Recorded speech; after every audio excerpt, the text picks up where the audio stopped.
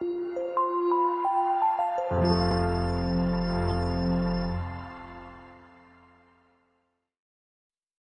բարև ձեզ, սիրելի եղբայրներ ու քույրեր, շատ ուրախ եմ ձեր մեջ գտնվելու։ Ունենք ստեղ հյուրեր, բոլորին ողջունում ենք, առաջի անգամ եմ տեսնում։ Նաև մեր հետ է այսօր Գերմանիայից մեզ շատ սիրելի եղբայր Գևորգը, որ իր ընտանիքով հանդես ներկա է ու ինքն էլ Գերմանիայում է ծառայում Տիրոջը, ու հուսով եմ եղբայրներն էլ են Տիրոջ զավակներ եւ ծառայում են։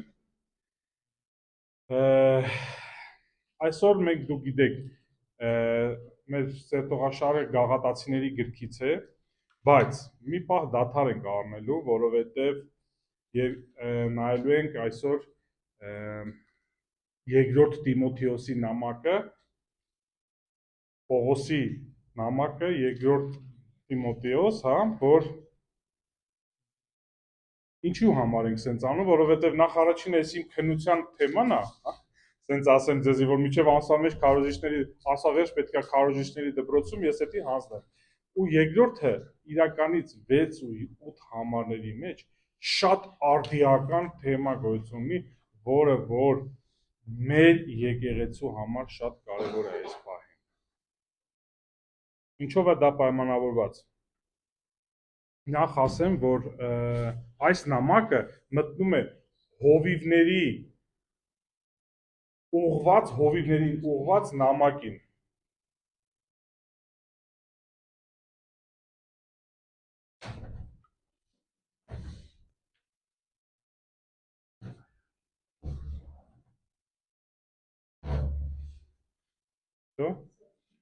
Ես մի քիչ խառնում եմ, որ շարժ ալնում, դրա համար ինձի կներեք, անսպասելի է, որ շարժ ալնում, չեմ կարողանում խոսալ։ Լավ, ինչևից է, շարունակենք։ Նախ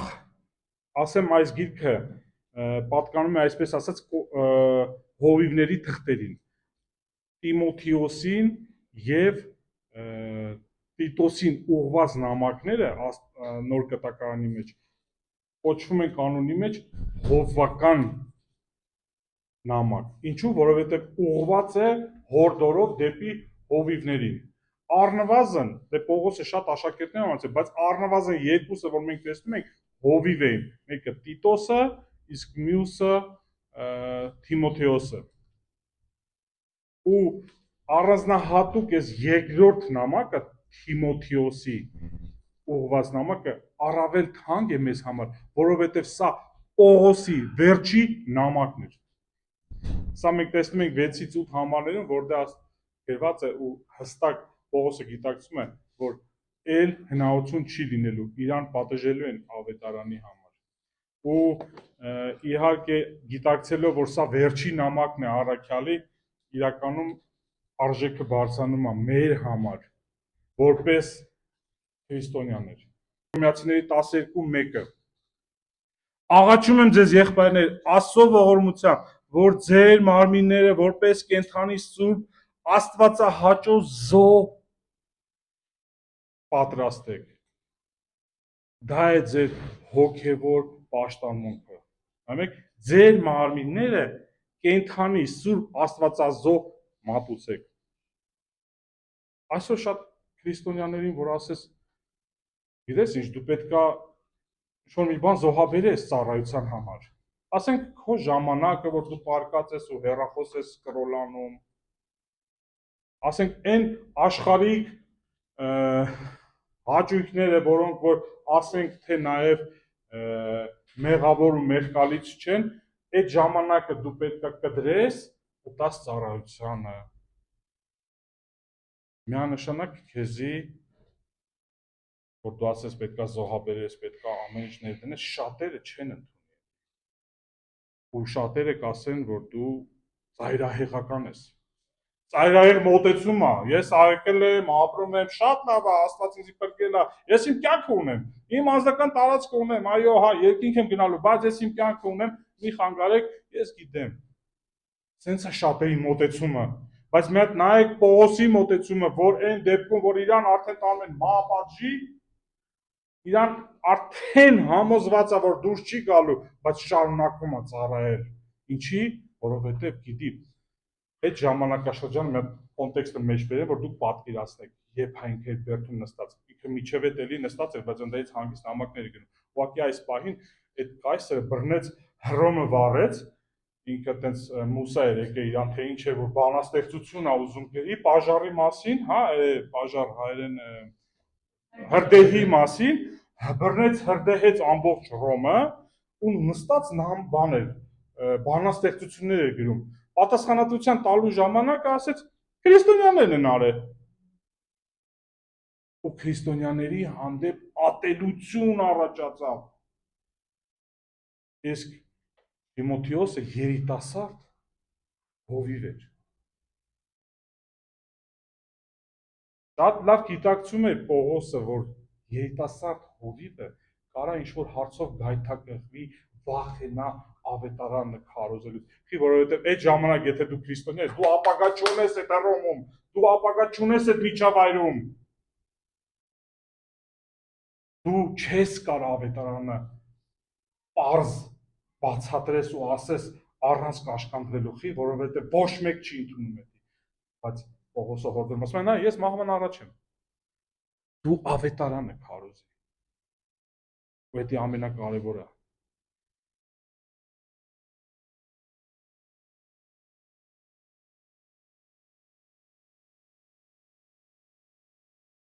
Այսօրվա քրիստոնեությունը, որ նայում ես, ուրախությունը փնտրում են ամենուր, ամենտեղ, որտեղ կարան ինչ-որ ուրախություն ունենան,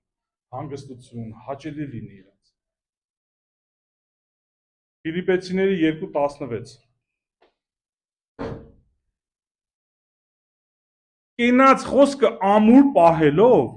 որ իմ պարծանքը կլինի Քրիստոսի օրը, որ զուր տեղը չվազեցի եւ զուր տեղը չաշխատեցի, բայց եթե նույնիսկ, տես Պողոսը այն վախտել ինքը պատրաստ է եղել Ֆիլիպեցիների նամակի գրվելու ժամանակ, ասում է, եթե նույնիսկ ընծայբերվեմ ձեր հավատի համար, ասում է, եթե նույնիսկ ավետարանը քարոզելու մա ինձ տանեն զոհեն, զոհ դառնամ, որ դուք որպես զոհ ասուն եք մատուցում, ուրախ եմ եւ ուրախակից ձեր բոլորին։ Դուք էլ նույնպես ուրախացեք եւ ուրախակից եղեք։ Պողոսը հորդորում է, ու Պողոսի ուրախությունը որտե՞ղ է, ժողովուրդ, նկատեցիք, ատուղների մեջ։ Իր ծառայության ընթացքում, որ ինքը տեսնում է պտուղները։ Տեսեք, նորից եմ ասում։ Ու նույնիսկ ընծայվեմ ձեր հավատի համար։ Ասում է, ինձ ուրախություն է տալու։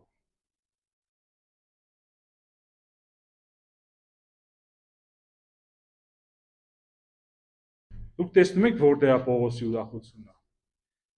Դա իրական պտուղներն են, որոնք նա տեսնում է մարդկանց փոխված կյանքերում։ Պողոսի ուրախությունը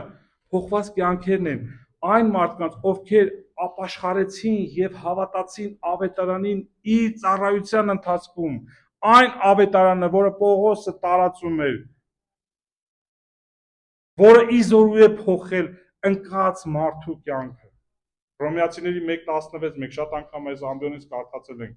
Ես ամոթ չեմ համարում ավետարանը քարոզելու, քանզի այն Աստծո զորությունն է բոլոր նրանց փրկության համար, ովքեր հավատան։ Ավետարանը Աստծո զորությունն է ու ավետարանից չի վախենում Պողոսը, չի վախենում քարոզելու։ Ինչ է ավետարանը, ժողովուրդ։ Դա Հիսուս Քրիստոսի փոխանորդական զոհն է, այդ միջուկը։ Հիսուս Քրիստոսի փոխանորդական զոհն է մեր մեղքերի համար։ Փոխանորդական զոհը ավետարանի առանցքն է ու էությունը։ Այն, որ քո մեղքերը վճարել է Տերը, բարձրանալով խաչի վրա, մահացավ, թաղվեցավ ու հարություն առավ։ Եվ երբ որ մարդը հավատում է Աստծո դեմ ըմբոստությունից, անցնում է Աստծուն ծառայելու համար։ Աստծո դեմ ըմբոստությունից մարդը փոխվում է Աստծուն ծառայելու համար։ Սա է եկեղեցու ճշմարիտ հովիվի ուրախությունը։ Տեսնել մարդկանց կյանքերը փոխված, սա հովիվի ունակությունն է, ուրախությունն է։ Ցավոք սրտի մենք տեսել ենք շատ հովիվներ, որոնք որ ուրախանում են լիքը ուրիշ բաների համար։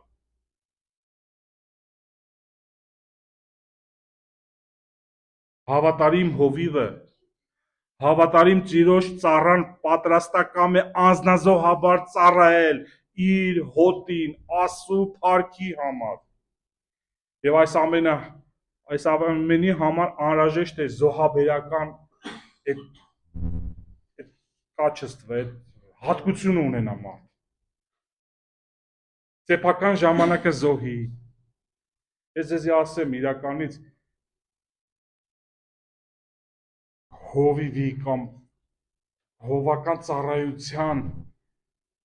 մեջ գտնվող անձի կողակիցնել լիքը բան զոհաբերում է։ Մենք շատ լավ գիտենք դա ինչ է նշանակում, այսինքն չեմ ասում ընտանիքը զոհի հիմա, այլ ընտանիքի մեջի այն ժամանակն էլ է զոհաբերվում, որ կարող օգտագործվել ընտանիքի անդամների համար։ Շատ անգամ պատրաստական պետք է լինի հովիվը դրա համար։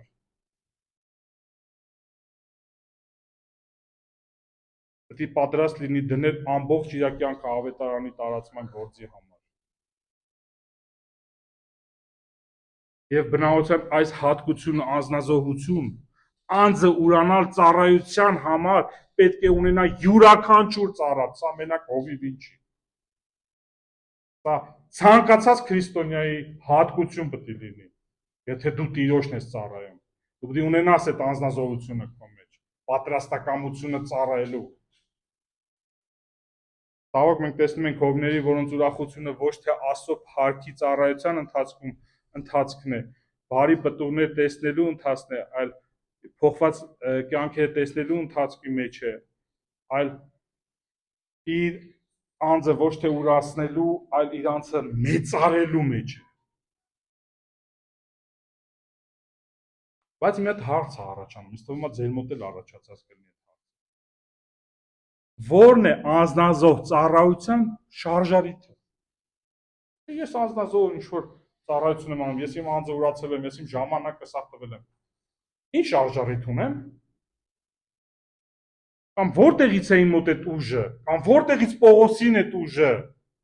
որ ինքը կարողացավ ու պատրաստ եղավ զոհաբերել իր կյանքը, դնել իր կյանքը ավետարանի քարոզելու համար, որտեղից։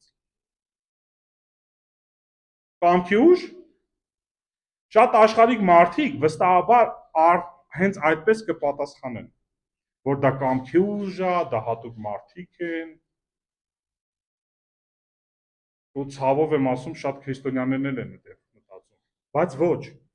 Սա մարդկային ջանքերի արդյունք չէ, ոչ էլ անսասանդ կամքի ուժ։ Պատասխանը շատ հասարակ է ու պարզ ըստ Աստծո խոսքի։ Այս ուժը տրված է վերստուց, Աստծուց։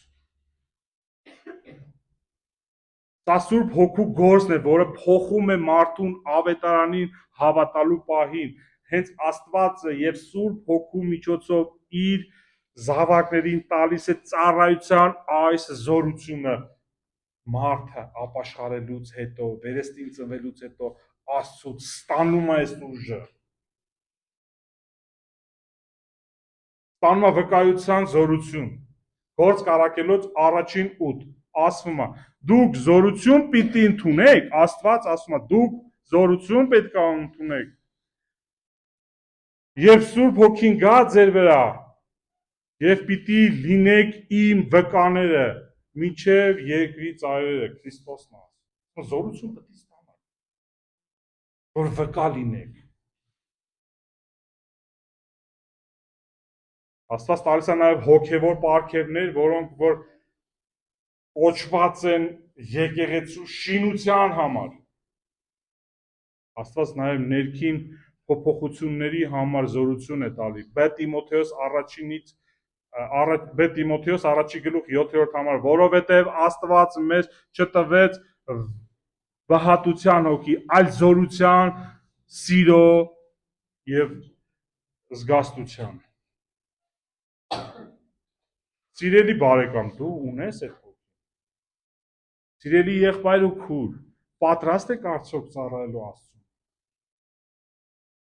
Սիրելի եղբայր ու քույր, եթե դու ասում ես, որ քրիստոնյա ես, դու զգում ես այդ զորությունը քո մեջ Աստծուց տված, որ անկաշկանդ վկայես Տիրոջ խոսքը, պատե ու անպատե ասում է, ժամանակին ու անժամանակ, գիտակցելով։ Որքան ժամանակ ես դու տրամադրում Աստվածաշունչը կարդալու, չեմ ասում, ելն ես գնաց, օրինակ Պարսկաստանում ավետարանը վկայելը վտանգավոր է,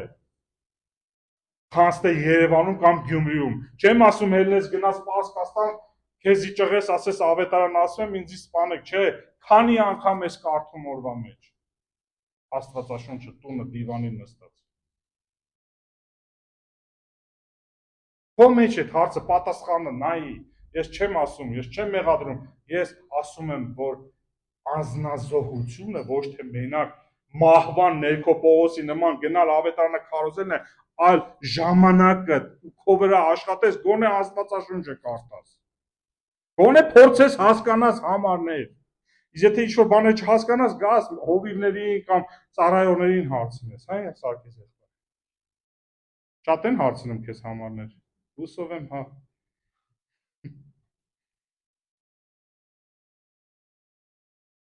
Մի հատ բան պատմեմ ձեզ։ Աստվածաշնչից դուրս։ Մի հատ զարյատկա եղնեք։ Հաճախ մեզ թվում է, թե միլիարդատերները կամ հարուստ մարդիկ երբևէ խնդիրներ չունեն, երբևէ պարտություններ չեն կրել իրանց բիզնեսի մեջ, բայց դա ձև չի։ Ես մի հատ ձեզի օրինակ բերեմ, դուք շատ լավ ճանաչեք իրան։ Օրինակ հրուշահագործ Պիետրո Ֆերերոն որոշել էր քաղցրավենիքներ էր պատրաստել, իր այդ առաջի սկիզբը հիմնարկը բացել է քաղցրավենիքները պատրաստել ու պետք է քաղաքում պրեզենտացիա անի, քաղաքի տոնի ժամանակ մի օր առաջ հալել է սա։ Սենց եկել է, դե շոկոլադա։ Եկե տեսավ, հալած է։ Ինչ անի։ Գիտեք ինչ անում։ Վեկալում է քսում է հացի վրա, ուտեից ծնվում է Ֆերերո Ռոշեի ամենաշատ վաճառվող ապրանքը նուտելլա, որ սաղը գիտեք ինչ է։ Նուտելլայի սկիզբը հենց այդից է եկել։ Ֆերերո Ռոշեն չստացված իր պրոյեկտը օգտագործել է ավելի բանի, սա տոկունություն է ժողովուրդ։ Ձիգ պայքար է։ Սա աշխարհիկ օրինակ է ես բերեցի ձեզի, որտեղ դժվարությունների մեջից մարդը հաղթանակած է դուրս գալի։ Թևերը չի թուլանում, ես ինչ եղավ, այսո, փակվանք, կործանվանք, կորան։ Էսի աշխարհիկն է։ Հիմա եկեք հոգևորի մեջ նայենք։ Հոգևոր կյանքում էլ կան այնպիսի դժվարություններ, որոնց մեջ հաճախ լինում են անկումներ, հուսաթափություն։ Ու երբեմն հայտնի ծառայողներ կոտրվում են, ու ընկնում են, ընկճվածության մեջ են ընկնում։ Երբ բախվում են իրական դժվարությունների ծառայությունների ընթացքում։ Պատճառը հաճախ այն է, որ նրանց բնավորության մեջ պակասում է տոկունություն։ Ժողովուրդ, ես հիմա չեմ ասում սուտ մարգարեների ու սուտ եղբայրների մասին չենք խոսում, մենք խոսում ենք հոգևոր վերստին ծնված մարդկանց, որոնք որ իրական ճանաչում են Աստծուն ու ծառայում են Աստծուն, ծառայության ընթացքում կարան ընկնեն ու խնդիրների պատճառով ընկնեն բախումների մեջ, ընկնեն դեպրեսիաների մեջ ու դժվար ձևով դուրս գան։ Ինչի, որովհետև չկա տոկունությունը, Պողոսի տոկունությունը չունեն։ Մենք կամաց եկանք մեր երկրորդ կետին, տոկունություն, առաջինը նայեցինք անznազողություն, հիմա նայել ենք տոկունություն։ Տոկունությունը ինչ է իրանից ներկայացնում։ Տոկունության այդ բնավորության գիծը, որը որ պետք է ունենա ցանկացած ծառայող, այսօրվա դրությամբ, այս ծանր տնտեսասոցիալական կյանքում, որ մենք ապրում ենք, տոկունություն պետք է ունենաս։ Նայեք, Բ Տիմոթեոս 4:7-ը, 4-րդ գլխի 7-րդը։ Բարի պատերազմը մղեցի, ավարտեցի ընթացքս, պահեցի հավատը։ Տոկունությունը բարոյական եւ կամային որակ է, որը արտահայտվում է ստրեսային իրավիճակներում ինքնատիրապետման պահպանելու ունակությամբ։ Նորից եմ կրկնում։ Տոկունությունը բարոյական եւ կամային որակ է, որը արտահայտվում է ստրեսային իրավիճակներում ինքնատիրապետումը պահպանելու ունակությամբ։ Պրոբլեմա ստրեսը դու ինքնատիրապետում ես։ Ես ուզում եմ ձեր բոլորի մոտ ասեմ, իմ մոտ է տոկունությունը շատ ցածր մակարդակի վրա է։ Պետք է աշխատեմ ի վրա։ Ես այս պատգամը գրում էի ու հետո հասկացա, որ դա իմ համար է։ Որովհետև լինում են պահեր, պրոբլեմներ, ստրեսներ, ես այդ էմոցիոնալ բանը չեմ կարողանում պահեմ։ Ինքնատիրապետումս կորում է։ Հասկանում եք։ Նենց որ ունենք աշխատելու ամեն մեկս էլ։ Ծառայության ամբողջ ընթացքում նայեք, Պողոսը ինչպես նաև մյուս առաքյալները բախվում էին տարբեր տեսակի դժվարությունների։ Ենթարկվում էին հալածանքների, ծաղրանքների, նվաստացման, ծեծի, նրանց բանտ էին նետում, սակայն այս ամեն ինչը չէր խանգարում նրանց, որ նրանք շարունակեին ծառայել Տիրոջը։ Նրանք չկոտրվեցին դժվարության պահերին։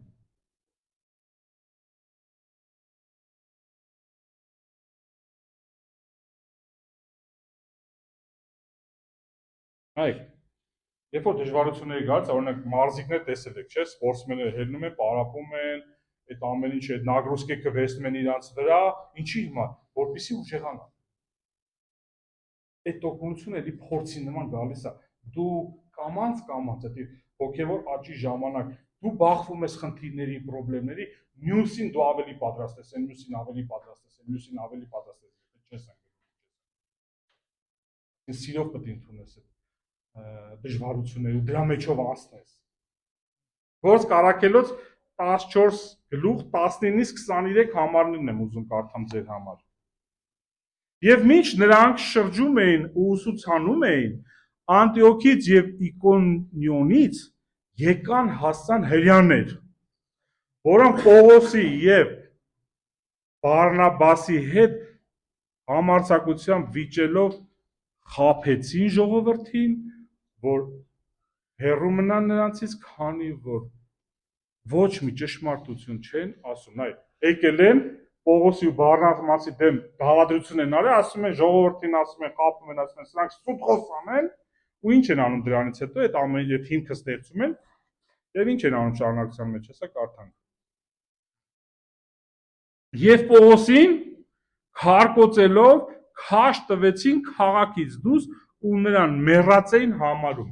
Պողոսին քարկոծեցին ու նրան մեռած էին համարում։ Էդի ես ու դու կամ մենք կյանքում մարդու չենք քարկոծել։ Իրանք որ համարում էին Պողոսին մեռած, իրանք փորձ ունեին քարկոծելու ու իրանք 100% հասկանում էին մեռածա թե շարունակեն կլը քարկոծելը։ Հասկացաք ինչ եմ ասում։ Այսինքն այդ կարգի են քարկոծել, որ Պողոսը մեռածի նման է։ Իրանք համոզված են, որ Պողոսը մեռած է, դրա համար ասում մեռածին մեռած համարեցին։ Ինչ արեց Պողոսը, հելավ, լացեց, ասեց էս ինչ ա եղել, ես էս խի սենց արժանացա, բա ես արժանի էի սրան Տեր Աստված, բողոք արեց Պողոսը։ Նայեք ինչ արեց Պողոսը։ 20 համարից եմ կարդում։ Եվ երբ աշակերտները նրան շրջապատեցին, վեր կացավ եւ քաղաք մտավ։ Ու հաջորդ օրն իսկ Բարնաբասի հետ ելավ գնաց Դերբե։ Այ ուշադրին այդ քաղաքում 21 համարը Դերբեում է, հասան Դերբե։ Ելավ այդ օրը բրեն թափտվեց Բարնաբասի հետ հաջորդ օրը մտան քաղաք էլի, չվախեցան։ Հաջորդ օրը գնացին Դերբե։ Այդ քաղաքում 21 համարն ասում է ավետարանելուց եւ այդ քաղաքում ավետարանելուց եւ շատերին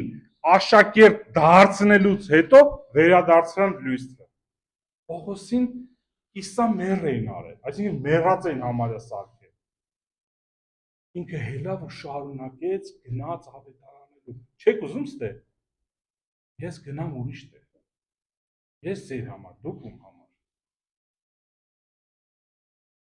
22-ը աշակերտների սրտերը ամրացնելով, ուշադիր նայեք, աշակերտների սրտերը ամրացնելով, Պողոսը այդ իր միջավայր այդ պրոբլեմը, որ իրան ծեծել էին, իսամեր էր արել, հելա էդի առիթ օգտագործեց, գործիք օգտագործեց, որ աշակերտների սրտերը ամրացնի, ասի մի վախեցեք, նայեք ինձի բան չի լե։ Էսի հոգևոր կյանքի մեջ հենց այդ տոկունությունն է, այդ դժվարությունները ինքը օգտագործում է ավետարանի համար որպես գործիք։ Ֆերորո Ռոշեն աշխարհիկը բռնեց իր հալած կոնֆետները սարքեց նուտելլա, տոկունություն ձեռք բերեց, իսկ Պողոսը օգտագործեց այդ ջարդոցը, ասում է աշակերտների սրտերը ամրացնելով եւ հորդորելով, որ հաստատուն մնացեք հավատի մեջ։ Մի վախեցեք ոչ մի բանից։ Ես ասում եմ դրա միջով։ Դուք էլ պատրաստել եք։ Գործիք օգտագործեց իր պրավալը, ասենց ասած, որպես կարողանա աշակերտներին ձիգ պահի։ Հավատի մեջ պահի։ Եվ ասում էր. բազում նեղություններ կրելով ենք պետք է մտնենք Աստծո արքայությունը։ Այսինքն դա հենց նես չի ժողովուրդ, դա թույլ տված է վերևից։ Շարունակության մեջ ավելի հետաքրքիր է, նրանց համար ըստ յուրաքանչյուր եկեղեցիներ ձեռնադրեց։ Գնաց ոչ թե մենակ ավետարանեց, ոչ թե մենակ մտածեց, այլ նաև ձեռնադրեց եկեղեցիներ։ Հովիվներ դուրս եկան։ Ավետարանը աշխատեց։ Ավետարանի համար աշխատեց Պողոսը։ Չհելավ ասեց, ես արժանի եմ այս բանի, այսօր մի հատ հովիվին հանգած բաներ չտաս, լավ հավեսով, всё, աշխարհը փլվավ, լավ չես նայե ինձի, ես դրան եմ արժանի, գալիս եմ ձեր մոտ, ձեր համաստը ծառայում եմ առավոտից իրիկը, այս է սրանց մտածելակերպը, շատերի չակերտավոր հովիվների։ Մեկ այլ օրինակ բերեմ Սուրբ գրքից եւ Պետրոսին ու առաքյալներին ծեծեցին, ինչ արեցին իրանք։ Գործք առաքելոց 5-րդ գլուխ 40-ից 42։ Հավանություն տվեցին նրան եւ առաքյալներին կանչելով գանահարեցին, ճիպոտեցին, գան էս էլ լավ է, քարերով չի։ Հայտերա կամ չգիտեմ ինչ որ հատուկ գործիք է։ Նրանց ու պատվիրեցին, որ Հիսուսի անունով այլևս չխոսես։ Եվ արձակեցին նրանց։ Իսկ նրանք 41 համարը։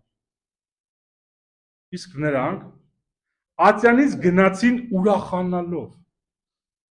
որովհետև Տիրոջ անվան համար անարգանք էին արժանացել։ Նորից եմ ես երկու անգամ եմ ուզում կարդամ այս 41-ը։ Իսկ նրանք Ատյանից գնացին ուրախանալով, որովհետև Տիրոջ անվան համար անարգանք էին արժանացել։ Եվ ամեն օր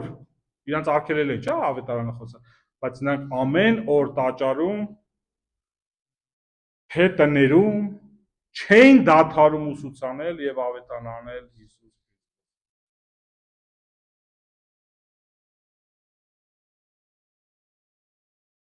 Ինչու էին նրանք ուրախացած գնացել Ատյանի ժողով, գիտեք։ Պատասխանը հենց այդ նույն համարի մեջ է, երկու անգամ կարդացի, որովհետև այդ ամեն ինչը Տիրոջ անվան համար է։ Իրանք գողության համար իրանք չկանարեցին, սուտ խոսալու համար, պիղծ մտքերի համար, վատ բաների համար իրանք չկարկոծեցին կամ չխոսացին վրաները։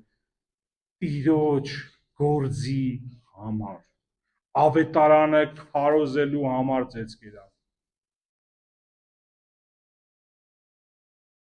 Եվ այսպիսով առաքյալների տոկունության հիմքը, ինչպես նաև Պողոսի տոկունության հիմքը կայանում է նրանում, որ նրանք քաջ գիտակցում են, որ սա Տիրոջ ծառայությունն է եւ Տիրոջ փառքի համար է կոչված։ Տոկունության հիմքն է, դրա վրա է կայնած։ Ինքը գիտե իր գործը չի, իր համար չեն ծեծում, իր արածի հիմա չեն անում, իր արածի համար ինքը պատժ Աստծո փառքի համար է, դե ամեն Այս է տոկունության հիմքն է, բայց այդ դեպքում եթե դա տոկունության հիմքն է, Տիրոջ փառքն է, տոկունության հիմքը։ Իսկ իրենց տոկունության շարժիչ ուժը հանդիսանում է Աստծո տված Սուրբ Հոգին։ Այք, այս Տիմոթեոս 4:7-ում մի քանի հատ բայ ենք տեսնում այստեղ։ Պատերազմը մղեցի, ավարտեցի ընթացս, պահեցի հավատը։ Մղեցի, ավարտեցի, պահեցի։ Ինչ եք կարծում, առանց Սուրբ Հոգու օգնության առաքյալները կարող են դիմակայել այս ճնշմանը։ Դիմանալ այս անարգանքներին եւ այս դժվարություններին եւ շարունակեին դրանից հետո ավետարանը մահվան վտանգի ներքո ավետարան են կարող են առանց Սուրբ Հոգու։ Իհարկե ոչ։ Մենք արդեն դրա մասին խոսեցինք մի քիչ առաջ, որ դա Սուրբ Հոգու գործողությունն է ու Սուրբ Հոգու զորությունն է։ Բայց ես կուզենամ հիմա բացի դրանից եւս մի ասպարեզ ձեզի ցույց տամ Սուրբ Հոգու գործողության մեր կյանքերում, շատ կարևոր ասպարեզ։ Աստված հոգեապես մեռած մարդուն խոսքի միջոցով եւ Սուրբ Հոգու զորությամբ ծնում է նոր մարդ է, կենթանացնում է նոր մարդ է սարքում, մեռած հոգին վերանորոգում է։ Այսինքն մենք տեսանք, չէ՞, որ առաքյալներին զորությունն ու ուժը տալիս է Սուրբ Հոգին, բայց միջև այդ Սուրբ Հոգին նորից կարևորագույն գործողություն անում մարդուն վերստին ծնում է, որպեսզի այդ ծառայությունը տա իրեն, որպեսզի այդ ծառայությանը կանչի։ Սկզբից պետք է ծնվես, նոր ծառայես, որպեսզի շատ կարևոր է։ Եկեք նայենք մի քանի հատ աստվածաշնչյան համարներ, մի քիչ արագացնում եմ, հիմա արդեն որոշ բաներ թողեմ, նայեք։ Հակոբոս 1:18 նա իր կամքով ծնեց մեզ ճշմարտության խոսքով, որպեսզի մենք լինենք իր ստեղծագործությունների ընտուր պտուղը։ Պետրոս 1:23 վերածնելով ոչ թե ապականացու սերմից, այլ անապականացու, ասու, կենթանի եւ մշտնջենապե խոսքով։ Հովանու 1:13 նրանք Աստծուց էին ծնված։ Այս 3 համարներում մենք տեսնում ենք Աստծուց ծնված, Աստծու կամքով ծնված, հա, այս ամենը Սուրբ Հոգու զորություն, այսինքն պետք է մարդը ծնվի նոր գնա ծառայության։ Եփեսացիների 1:13-ը շատ կարևոր է, ծնունդի պահն եմ ասում։ Այս ամենից շատ անգամ եմ ասել, կարճ ասում եմ ու շարունակում ենք։ Նրանով էլ նաև դուք, երբ լսեցիք ճշմարտության խոսքը, ձեր փրկության ավետարանը, որին հավատացիք, կնքվեցիք խոստված Սուրբ Հոգիով։ Ավետարանը լսեցի, որը որ Պողոսն է տարածում կամ մեկը լսեցի ավետարանը, հավատացի դրան, Սուրբ Հոգին կնիկ դրեց։ Սա է վերստին ծնունդի վարկյանը ու պահը։ Նորից եմ կարդում Եփեսացիներին 1:19 նրանով նաև դուք, այսինքն Քրիստոսով, երբ լսեցիք ճշմարտության խոսքը։ Ինչ է ճշմարտության խոսքը։ Շարունակության մեջ ասում է ձեր փրկության ավետարանը, որին հավատացիք, կնքվեցիք խոստացված Սուրբ Հոգով։ Ինչ է ավետարանը, ժողովուրդ։ Լավ գիտեք ինչ է, որ Տեր Հիսուս Քրիստո Կորինթացիների 15-րդ գլուխ առաջինից 4 համար, որ Տեր Հիսուս Քրիստոսը մեր մեղքերի համար մահացավ, թաղվեց ու հարություն առավ։ Սա լսելով, հավատալով այս ավետարանի խոսքին, այս ճշմարտությանը, Սուրբ Հոգին կնիկ է դնում նրանց, ովքեր որ իրականից հավատում են։ Շարունակենք։ Նայեք, այստեղ վերջում շատ կարևոր մի հատ բան ասեմ, շատերը շատ սխալ են մեկնաբանում այս համարները։ Ես ուզում եմ, որ դուք էսի ասեք, կարճ ասում եմ ու շարունակում ենք։ Տեսեք, վերջում այս 7-րդ համարը ասում է. պահեցի հավատս։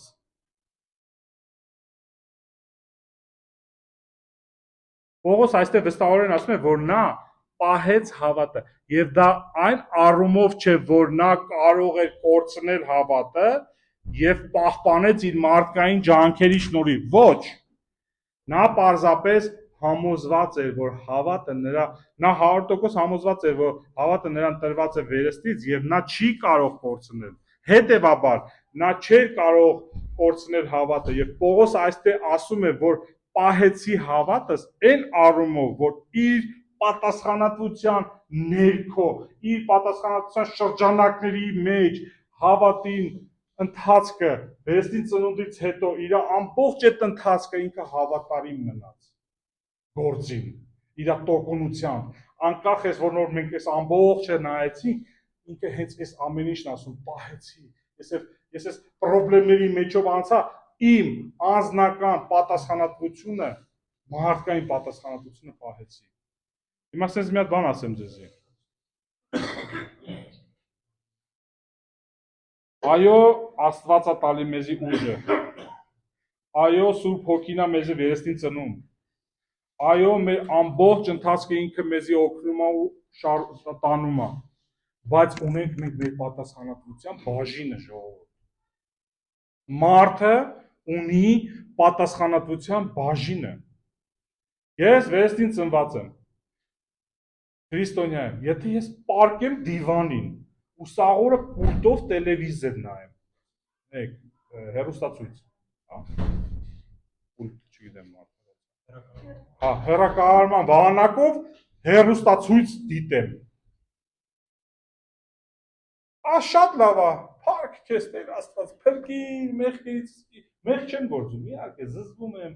ատում եմ, մեկ-մեկ ընկնում եմ, աղոթվում եմ, ասես որ ճմրթված կյանք եմ ապրում։ Էսի պատասխանատվությունը իմն է։ Որտեվ այս կյանքով ես կարամ անգամ Սուրբ Հոգուն տրտմեցնեմ։ Հիշում եք որ դրա գրած։ Հեսա կասնենք դրան։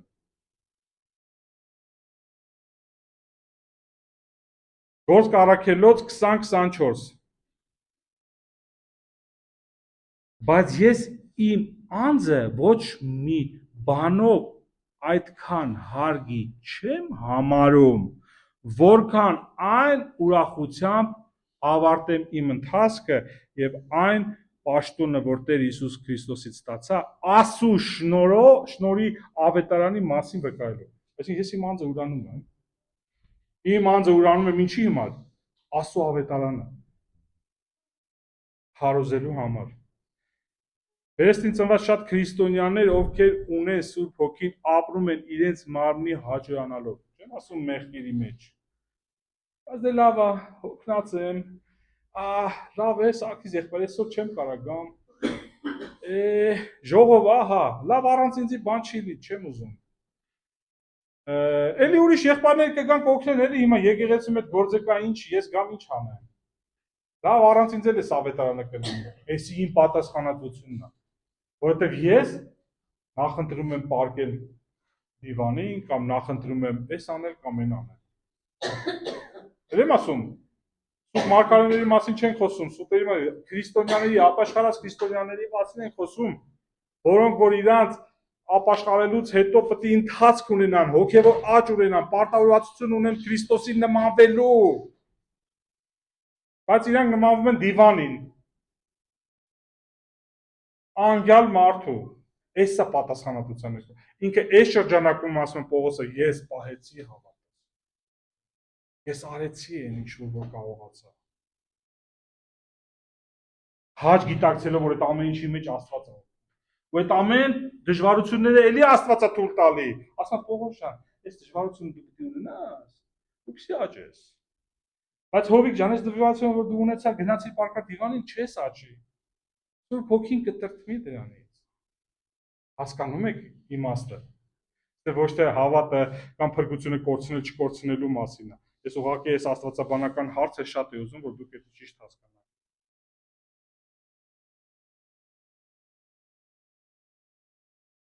Ակորոթացի 9:24-ում ասում է, չգիտեք, եթե մարցած պարեզում վազում են, բոլորն են վազում, բայց միայն մեկն է շահում։ Այնպես վազեք, որ հասնեք մրցանակի։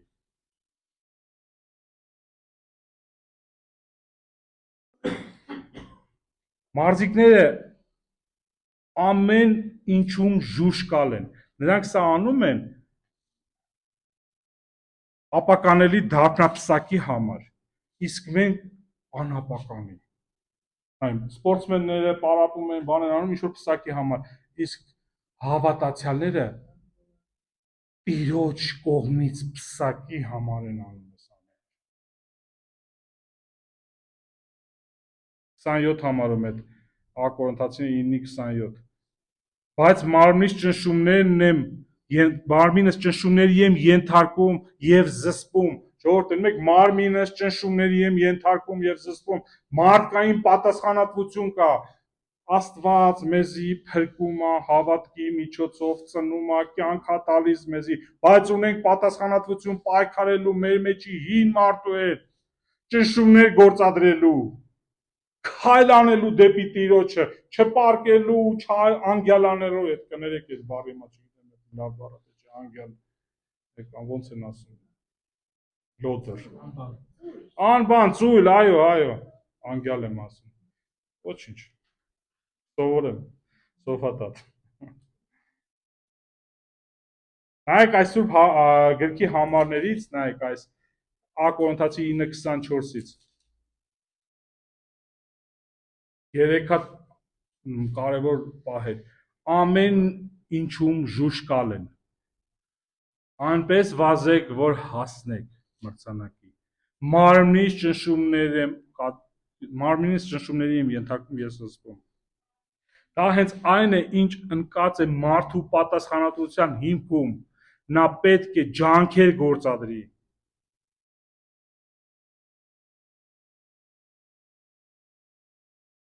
այսպիսով մենք նոր նայեցինք երկու կարևորագույն կետեր մոտեցել ենք երրորդին շատ ժամանակ ունեմ մոտեցել ենք երրորդին հա ուրեմն առաջինը ինչն էր անձնազոհություն երկրորդը տոկունություն ծառայության ընթացքում եւ մինչ երրորդը ասել է տոկունության ընթացքում տեսանք որ մենք մեր պատասխանատվությունը ունենք Աստված մեզի զորությունով օժտում է ուժ է տալիս մենք կարողանում ենք ծառայել Տիրոջը մենք կարողանում ենք դիմակայել այդ ամեն ինչը բայց մենք ունենք նաև մեր ներքին պատասխանատվությունը որպեսզի Սուրբ Հոգուն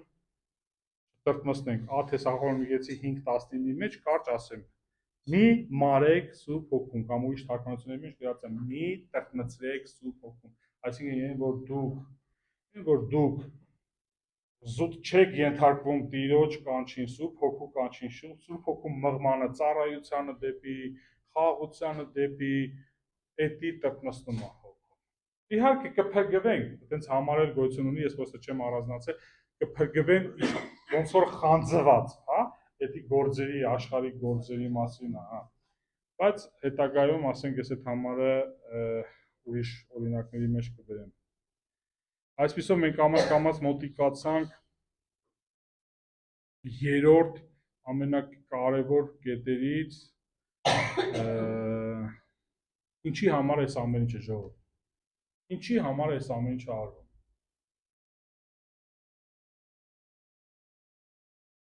Աշխարհիկ մարդիկ, որ նայում են քրիստոնյաներին, ասում են, բան ու գործ չունեն սրանք։ Հելնում են առավոտ էթում են աղոթում են, գալիս են ժողով են անում, գալիս են նստում են, ինչ-որ քարոզներ են անում, էթում են ես ինչ-որ մարդկանց բարի բաներ են անում, էս են տալի, են անում, ասուխոսն են տարածում, արևին, բանին, դժվարությունների առջև, աշխարհիկ մարդը ասում են, բան ու գործ չունեն։ Էս խի են անում։ Ու ես ասեմ, չեմ մեղադրում, գիտեք ինչու։ Ու շատ բնական է, որտեղ իրենք չգիտեն ինչի համար ենք մենք դա անում։ Որ իմանան կլնեն մեզանից։ Նախ առաջինը Աստվածաշունչը մեզ սովորեցնում է, որ այս ընդհանուրը ամեն ինչ կատարվում է Աստծո փառքի համար։ Իսկ անձնական առումով մարդու վերջնական նպատակը այն է, որ նա կստանա արդարության պսակը, որը իհարկե ոչ մեկս արժանի չենք։ Եվ Աստծո պարգևն է սա։ Մենք արժանի չենք սրանից։ Սակին, այս հավիտենական կյանքին, այս արդարությանը մենք արժանի չենք։ Տիմոթեոս 4:8 համարը վերջի մեր համարն է այսօր։ Այսուհետ ինձ է սպասում արդարության փսակը, Պողոսն ասում, Տիմոթեոսին։ Ամեն ինչից հետո ես արել եմ, մահս մոտիկացել է ինչ, բայց այդ սա հեչ ասում է։ Այդ սա ոչ մի բան է նրան համեմատած, որ այսօր մոտիկանում է իմ արդարության պսակը, որ Տերը արդար դատավորը իբրև հատուցում դատաստանի օրը կտա ինձ, տալույա։ Համոզվածությունը տենում եք եւ կտա ոչ միայն ինձ, այլ նաեւ բոլոր նրանց, ովքեր սիրով սպասում են նրա հայտնությանը։ Այսինքն նպատակ ուներ Պողոսը։ Տենում էր էդի։ Այդ նպատակին էր գնում։ Քրիստոնյաները այսօր շատ անգամ նպատակ չունեն, պրոստը ապրում են։ Ապրում ենք էլի։ Չեն էլ իմանում, որ պսակա տալու շատերը։ Ասում այսուհետ ինձ սպասում է արդար պսակը։ Պողոսը հստակ նշում է, որ նրա նպատակը հենց այդ պսակն է։ Եվ նրա իր ողջ ծառայության ընթացքում հետապնդել է այդ նպատակին։ Ասում դատաստանի օրը կտա ինձ։ Այստեղ մենք տեսնում ենք նաև որ Պողոսը վստահություն ունի Աստծո խոստումների վրա, Աստծո խոստումների նկատմամբ։ Այսօր շատ անգամ ճակերտավոր քրիստոնյաներին ասում ես հարություն լինի, բաներ ես ասում, քել կենաց Աստծո զորությանը։ Էսա քրիստոնեությունը իրաց կլոր։ Պողոսը վստահություն ունի Աստծո տված խոստմանը, որ այդ նպատակին է գնում։ Ասում նաև սպասում եմ նրա հայտնությանը։ Այստեղ ենք տեսնում, որ Պողոսը հավատարմություն ունի։ Իդեպ մեր այսօրվա թեմայի անունը հավատարիմ ծառան։ Մենք հատկանիշները տեսանք՝ ազնազողություն, տոկունություն եւ նպատակասլացություն, բայց թեման հավատարմությունն է, հավատարիմ պետք է լինի մարդը։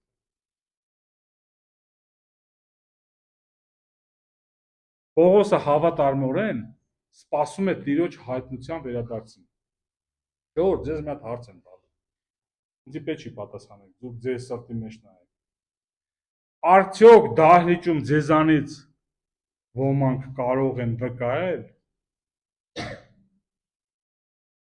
որ նա հավատարմորեն եւ սիրով սպասում է Տիրոջ վերադարձին։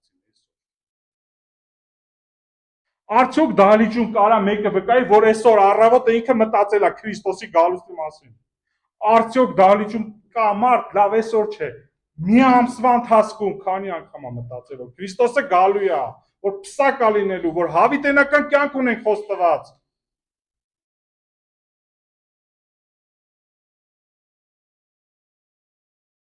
Ասեմ ձեզի այս նեղ ու դժվար օրերին ու կյանքում շատ-շատերիս մտքից էդի գնում է, բայց Պողոսը ես սպասում եմ։ Սիրով եմ սպասում։ Էսա հավատարմությունը։ Ինքը գիտի, որ գալու է։ Ես մեկ կարամ օրինակ բերեմ սիրով սպասել, պատկերացրեք նշանվածներ են։ Դեպս մեր դահլիճում կան նշանվածներ։ Ու իրանք ինչ փափագով են սպասում հարցրանյանց օրը։ Քնում ու սպասում են երալ խոսքի մեջ, բան։ Ասենք եթե օրվա մեջ խնդիրներ էլ ունենան, դժվարություն, մենակ այն միտքը, որ հեսա ամուսնանում եմ, հեսա հասնում եմ իմ սիրուհուն կամ իմ սիրածին։ Էսա սիրով սպասելը։ Սպասում ենք այդ ձեր Քրիստոսին։ Անկեղծ մի հատ ձեր մեջ մտածեք հլեսի։ Ունենք այդ հավատարմությունը սպասել Քրիստոսին։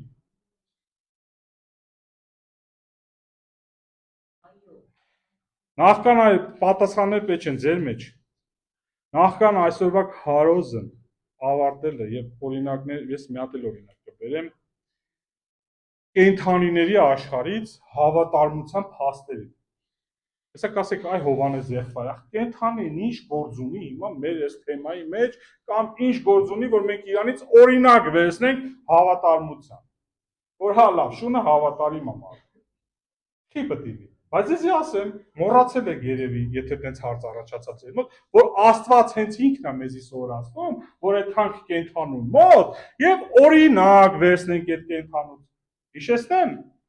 Շատ լավ։ Առակներ 6-րդ գլուխ 6-ից 8 համարները։ Մրջունի մոտ գնա, ով ծույլ։ Քանի որ նա ընթացքը եւ նրանից ավելի իմաստուն եղիր։ Նայ ընթացքը մրջունի ընթացքը նայ իմաստունը լի, որովհետև ինքը ամբողջ ամառ աշխատում է, կերան վաստակում, բայց դու ծույլ ես, գնա սովորի, Աստված անգամ կենդանիներին օգտագործում, որ մենք որոշտեղ որոշ բաներ սովորենք։ Կամ ասում եմ մեղվին նայի, մեղրա հանում, այդ փոքրիկ էակի աշխատանքը տալիս են համ հարուստներին, համ կասիմներին։ Կարտակում առակներ 6-րդ գլուխ 6-ից 8 համարներով։ Հա, շատ լավ։ Հիմա նայեք, ես օրինակը բերեմ շներից։ Շների հավատարմություն։ Չգիտեմ, քանիսը դե շունկ ունենաք, ու գիտեք, որ կենդանիները շատ լավ են, շատ է շուն եք սիրում, օրինակ հաչիկո, դե հաչիկո չեմ անում, որ ավելի ճիշտ ոնց արտահայտեմ, մի հատ շուն է ելնում, անդադար գալիս է ու իր տիրոջը Տոկիոյում կայարանում սպասում է իր տիրոջը։ Ինքը ամեն օր տիրոջը թելնում էր, գալիս էր կայարան, այդ տերը նստում էր գնացքը, գնում էր իր գործով, իրիկունը գալիս էր, իրար հետ հետում էին տուն։ Այներ ընթացքում, բայց մի օր գնացքի մեջ նստելուց հետո տերը մահանում է, ու այլևս չի վերադառնում այդ գնացքով, բայց շունը հավատարմորեն ամեն օր սպասել է։ Նման կա նաև Ֆիդո, Իտալիայում մի հատ ինչ-որ շուն, կենդանի անունը Ֆիդո, տիրոջ մահից հետո, որ զոհվել է ռմբակոծության ժամանակ, շունը 14 տարի շարունակ գնում էր կանգառ եւ նրան սպասում։ Ասե 14 տարի։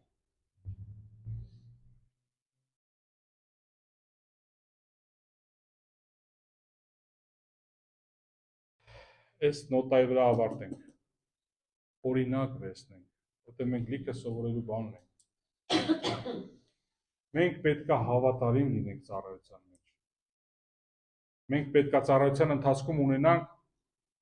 ծառայողի, տիրոջ, հավատարիմ ծառայողի այս 3 հատկանիշները՝ անznուրազություն, տոկունություն եւ պետք է լինենք նպատակասլաց։ Աստված ձեզի օրհնի, եղբայրներ։ Եկեք աղոթենք։ Երկնավոր Հայր, գոհանում ենք քո խոսքի, քո ճշմարտության համար, քո սիրո համար, Հայր։ Դու Տեր իմ, տվեցիր մեզ կյանք, մեզի արդարացրեցիր Հիսուս Քրիստոսին հավատքի միջոցով, շնորհով քո փրկեցիր, հավատքի միջոցով, որ հիմա գոհություն ու շնորհակալություն ենք հայտնում։ Հայր, ուժ ու իմաստություն տուր մեզի այս մեր ամբողջ ընթացքում, միջև որ կհասնենք քեզի, միջև որ քո հետ կհանդիպենք, կլինի քո գալուստի ժամանակ, թե կլինի մեզի ավելի շուտ կվերցնես, պատրաստես մեզի քո փառքի մեջ մտնելու,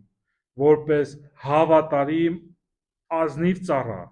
որպեսզի Տեր Հիսուս քեզանից լսենք, ապրես իմ բարի ծառա, մտի իմ հանգստի սրահները։ Անում ենք քեզանից, օրհնի ես եկեղեցին, օրհնի ու զորացրա, թող ես եկեղեցին ավետարանիչ լինի, ավետարանը տարածող եկեղեցի լինի։ Նաև կխնդրենք երկնավոր Հայր, որպեսզի հովիվ հանես մեզի այս քո սրտով հովիվ բերես Տեր, որ քեզի փառավորի Հայր, որպեսզի անznազոհաբար ծառայի քո փառքի համար Հայր, որպեսզի ծառայի քո հոտին, որպեսզի իր միջոցով, քո զավակների միջոցով ավետարանը տարածեն ու դու փրկես նրանց, ում որ ուզում ես Հայր։ Հիսուսի անունով եմ խնդրում։ Ամեն։